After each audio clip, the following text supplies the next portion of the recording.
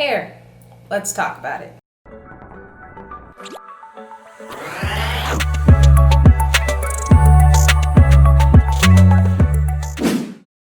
Sup peeps, my name is Kirby, but you guys can call me Kirbz, and this is Kickback with Kirbz. Don't forget to hit that bell notification so you can be up to date whenever I post a new video. So today we're going to be talking about this lovely thing going on with my head. It is hair. More specifically, natural hair. I'm going to be doing a story time about how I went from my relaxed hair to my natural hair. And you know, we love a good old story time, but today it's actually not going to rhyme. So sorry about that. But I will still go in the proper storytime attire. So when I was 6 years old, just a child, I had a ton of hair. It was natural. It was fun. I was what you would call tender-headed, which means that my scalp was very sensitive to anything that was done to it. So that's always fun. And it made it really difficult for me to sit still when I had to do my hair or get my hair done. And so my aunt, who's a beautician, she actually permed it. Well, it's actually relaxing the hair, but like a lot of people call it perm, but like perm's related to like making your hair really curly. Anyway, she relaxed it when I was around 6, so that means it made it very straight and very manageable in a sense, you know? And so that happened, and I grew up and I kept getting my hair permed. I had this little style where it was like, okay, you like twist the front and then you let the back down, and I thought it was so cool. And that was my hair for a really long time. And then around 2016, which is when I was still in high school, there was the natural hair movement. I don't know if you guys remember. Everyone was coming out. They were doing the big chop. They were showing off their curls. They were getting the afros done. It was beautiful, you know? And I was like, hey, can I do that? Like, my hair is like all straight. Like, can I get it curly? And so I talked to my mom about it, and I was like, hey mom, what if I just, you know, like with my hair, like, you know, just chop it off? And she was like, no. I didn't cut my hair then.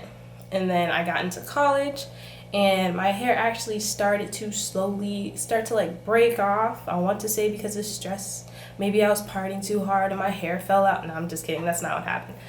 It slowly starts to, you know, like break off, and I'm like, that's not fun. I'm like, since it's already short, why don't I just, you know, like just cut it already? It's already at the length to do this. And I was putting my hair in twist anyway, which you guys have seen in my like earlier videos, you know, there. I was like, all right, I'm going to cut it. And you know, I have a picture of it when it was cut. It's not pretty, but for you guys, you'll see it. It'll pop up on the screen. Y'all are gonna have some amazing timing, but you know, there you go.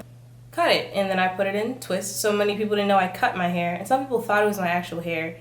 So that was kind of funny too, especially when my hair was like this long in the back and I had to twist it. And so the twist, I didn't really know how to twist well. Like, granted, I had no clue how to freaking twist. I just winged it. I was twisting the back of my hair, and sometimes like my twist would fall out, and it would be so funny because it fell out in front of one of my friends, and she didn't know it wasn't my hair.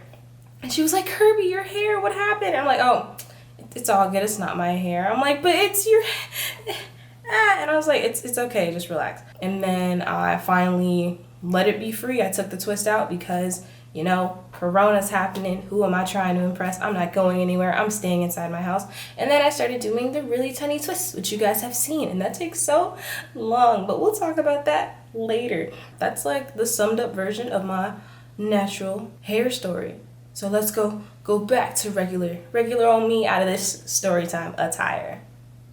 Now to talk about tips, things I've learned since going natural, and to give you guys some advice if you want to go of the natural. Tip number 1 for you peeps is going to be do your research. I didn't really do it. I didn't do a lot of research. Like, I didn't do a lot of research when I became vegan, now vegan-ish, because I eat like pescatarian. We'll talk about that in another video. But do your research. It turns out that you don't always necessarily have to chop off all your hair if you want to go natural from like a relaxed state.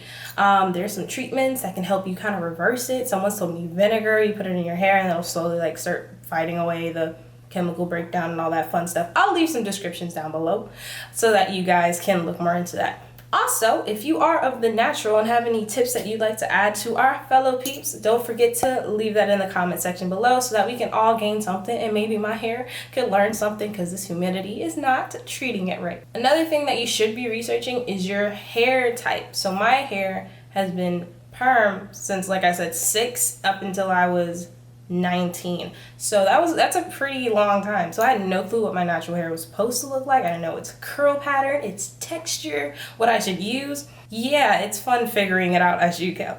I had a good friend who actually is very into hair, and we will actually be doing a collab in the near future, so check out for her later. I'll keep her a secret so it can be a surprise.